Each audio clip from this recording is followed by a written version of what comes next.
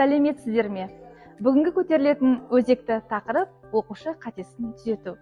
Егер де сіздер үшін өзекті болып табылатын болса, арнамызға тіркеліп алуларыңызды сұраймын. Біздер мұғалімдер қауымы оқушының қатесін көрген кезде бірден оны түзетуге бейім тұрамыз.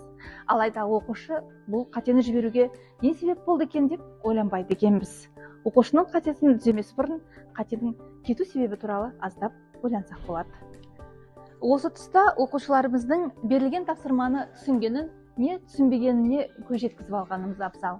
Мәселен, Марат, жаңа мен қандай тапсырма бердім, айта қойшы деп оқушыңыздан сұрап алсаңыз болады. Немесе оқушылар, алдарыңыздағы мәтін абзацтарын ретімен қоямыз ба, әлде мәтін абзацтары бойынша жоспар құрамыз ба деп нақтылаушы сұрақты қою арқылы оқушының тапсырманы дұрыс түсінгеніне, не түсінбегеніне көз жеткізіп алсаңыз болады.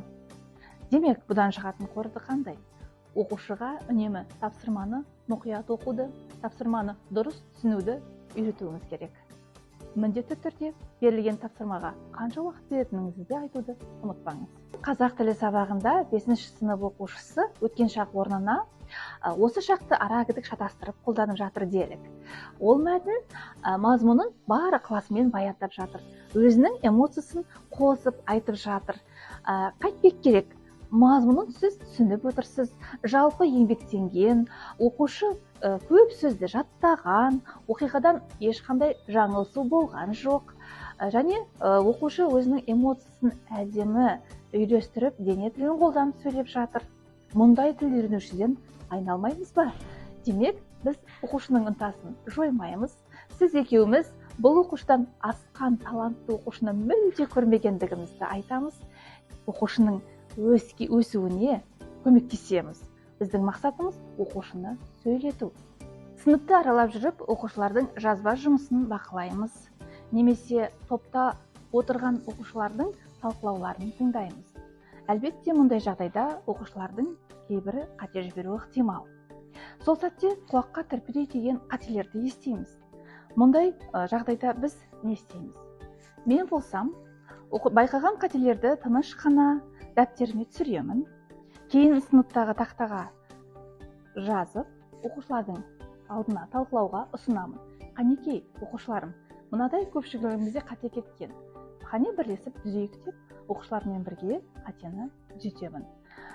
Бұл кезде оқушылар қате кімдікі екеніне назар аудармайды. Өзі жіберген қатені көріп, сыныптастарым біліп қалдау деп уайымдамайды. Шынайы қатемен жұмыс орнайды. Осындай ғана қатемен жүргізілетін жұмыс оқушыны дамытады. Жазба жұмысын түзетуде оқушының өзін-өзін түзетуді, немесе бірін-бірін түзетуді пайдаланыңыз. Бұл да оқушының ынтасын жоймауға, оның ілгерілеуіне септігін тигізеді. Болмаса, қате түрлерін символдармен белгілеп алыңыз. Шақ категория болса, Ш, К деп, септік жалғауынан берілген қате болса, С, Ж деп белгілесеңіз болады. Оқушы өзі ойланып, кейін қатесін түзейтін болады. Егер оқушы мүлдем қатесін тани алмаса, немесе қатесін қалай түзеу керектігін түсіне алмаса, бұл жерде әлбетте мұғалім өзі көмекке келеді. Айтпақшы, оқушының қатесін қызылмен түземеңіз. Оқушының қатесін жасылмен түзейміз. Бұл оқушыға жайлылық сыйлайды. Мінекей, менің бүгінгі айтпақ ақпаратым осындай болған. Ал сіздер қатені қалай түзеп жүрсіздер? Ол туралы комментарийға жазып жіберіңіздер. Каналға тіркелмегендер болса, каналыма тіркелуді ұмытпаңыздар. Келесі шығарылымда сабақ процесіндегі нұсқауды қалай береміз деген тақырып көтеріледі. Сау болыңыздар.